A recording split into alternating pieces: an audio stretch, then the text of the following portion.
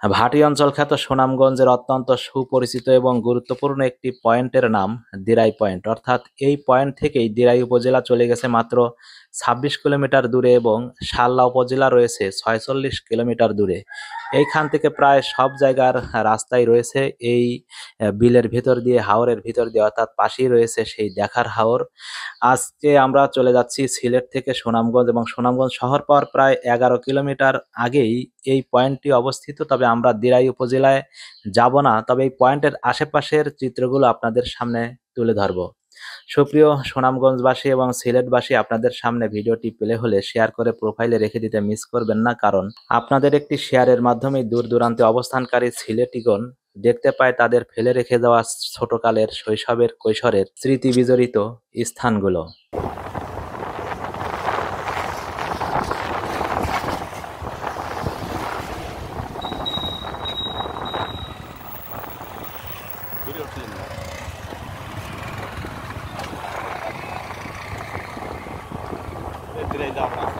সামনের দিকে যেতেই অনেকগুলো দোকানপাট রয়েছে।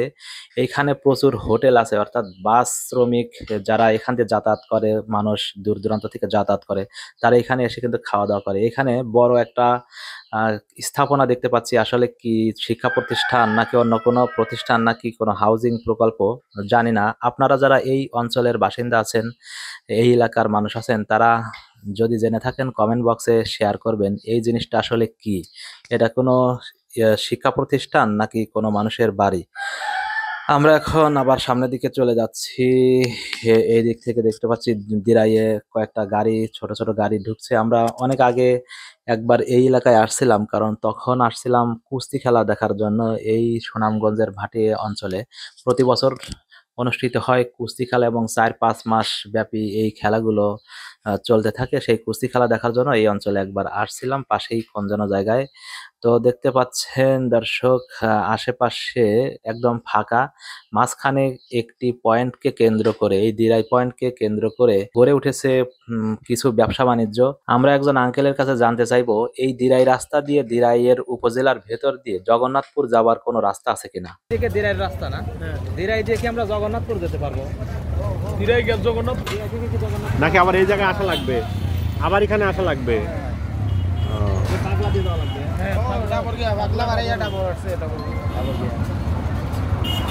আসলে এইখান দিয়ে জগন্নাথপুর যাওয়ার মতো কোনো রাস্তা নাই, কারণ হাওর বাওর, নদী নালা, খাল বিলে ভরপুর এই অঞ্চলটি। আমরা যদি জগন্নাথপুর যেতে চাই তাহলে এই রাস্তা দিয়ে আবার ঘুরে এসে পাগলার ভেতর দিয়ে একটি রাস্তা আছে, সেখান দিয়ে যেতে হবে। এই জন্য আমরা দিরাইয়ের দিকে আর গেলাম না, আমরা রওনা দিলাম সামনের দিকে।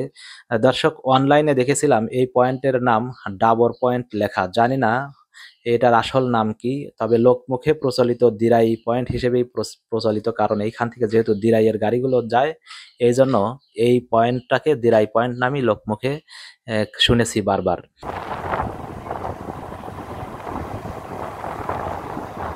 দর্শক, কেমন লাগলো সুনামগঞ্জের গুরুত্বপূর্ণ এবং অত্যন্ত সুপরিচিত একটি পয়েন্ট দিরাই পয়েন্টের আশেপাশের চিত্রগুলো? কমেন্ট বক্সে লিখে জানাবেন আপনাদের অভিমতগুলো। আর যদি ভালো লেগে থাকে শেয়ার করে প্রোফাইলে রাখতে মিস করবেন না। কথা বলতে বলতে চলে এসেছি ভিডিওটির একদম শেষ পর্যায়ে। পরিশেষে সবার সুস্থতা এবং মঙ্গল কামনা করে আজকের মতো এখানেই বিদায় নিচ্ছি। আমি জহুরুল ইসলাম।